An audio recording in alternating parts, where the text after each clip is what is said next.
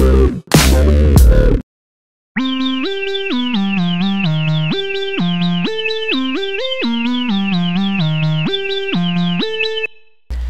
nouveau Spider-Man. Le nouveau Spider-Man qui c'est encore des rumeurs au moment où on se parle, mais qui est Asa Butterfield, qui est le protagoniste principal dans Ender's Game. Ce qui est un film qui est sorti il y a un an ou deux, très bon film. Puis le petit jeune là-dedans, Asa Butterfield, est vraiment magnifique.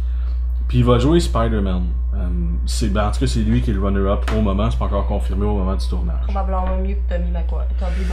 Ben, c'est ça la grosse différence. C'est la première fois que Spider-Man va avoir genre en bas de 20 ans. Parce que Tobey Maguire avait fin vingtaine. Puis Andrew Garfield a 34, 30 je pense. C'est comme un gars de la trentaine. Pour jouer Spider-Man. C'est la première fois que ça va être un jeune. Mais dans la BD, Peter Parker, au début de ses origines, il a comme 14-15 ans. C'est Spider-Man. Quand il se fait piquer, je veux dire, c'est un jeune qui est au secondaire. Puis après ça, oui, il devient plus vieux. Puis je veux dire, c'est pas comme dans les Simpsons, là, à un moment donné, tu sors de l'école, tu vieillis, là. Mais on retourne au Spider-Man, si jeune qu'on connaît, que on a vu dans les séries télé puis dans les BD qu'on a vraiment trippé dessus, tu sais.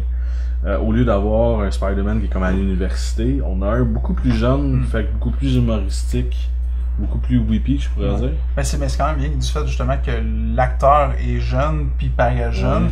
Parce que c'est souvent le problème dans les séries américaines, c'est que tu sais, t'es au secondaire, t'es au lycée. T'es au secondaire pendant 8 ans. Mais c'est ça, mais tu sais, t'as des acteurs qui ont 20, 30, 35 ans qui font. Ouais, c'est ça. Les cheveux gris, qui jouent des adolescents de 14-15 ans.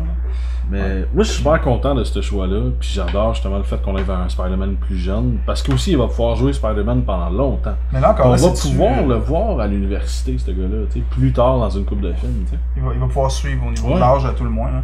Mais est-ce que c'est un spin-off où ils reprennent l'histoire et ils revendent, on recommence? Ce qu'ils font, c'est que... Moi, j'ai comme arrêté après The Amazing Spider-Man. Ouais. Quand ça s'est arrivé, j'ai fait comme quoi? On n'avait pas déjà connu cette histoire-là. Parce que le premier Spider-Man, qui était comme un des premiers films de super-héros il y a longtemps, avec justement Tobey Maguire.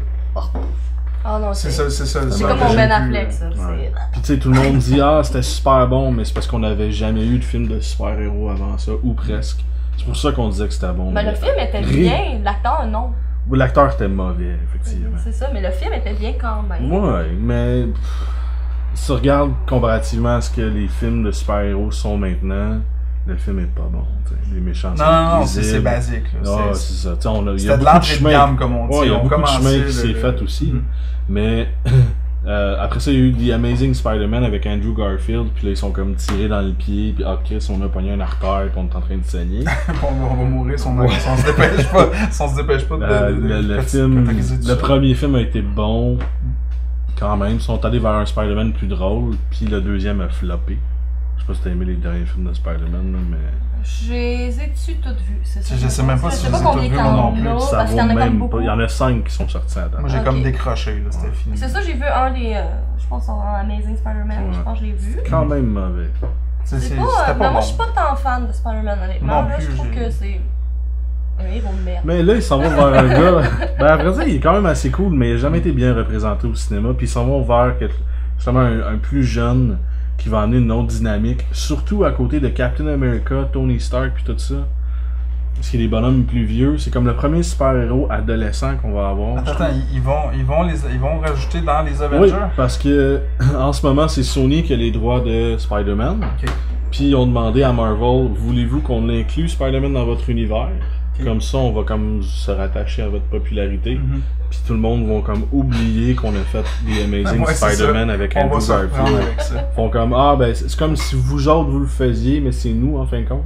Fait qu'il va faire partie du MCU, puis Marvel a le droit de l'utiliser dans ses films. Mais Sony va faire sa propre comme bande de films de Spider-Man à côté, avec le même acteur, mais qui va pouvoir se joindre dans cet univers-là. Ce qui veut aussi dire qu'on va de temps en temps voir, mettons, Captain America ou Thor aller dans des films ou faire une apparition dans les... Ouais, c'est ça, tu sais, il y a comme un petit mélange qui va se faire. Okay. Fait que moi, je trouve que ça va être vraiment nice pour ça, parce qu'on va voir un héros vraiment jeune à côté des plus vieux, ce qui va être vraiment intéressant. Puis ça rentre aussi une nouvelle génération de héros. Tu sais, les plus jeunes plus dynamique, parce que là, mettons, Iron Man commence à se faire vieux. Là. Ouais, mais toi qui connais beaucoup les BD, ces choses-là, là, moi, écoute, c'est un univers que je découvre tranquillement pas vite. Quand est-ce qu'on va avoir des nouveaux héros de Marvel? Quand est-ce qu'on va avoir des nouveaux héros de DC?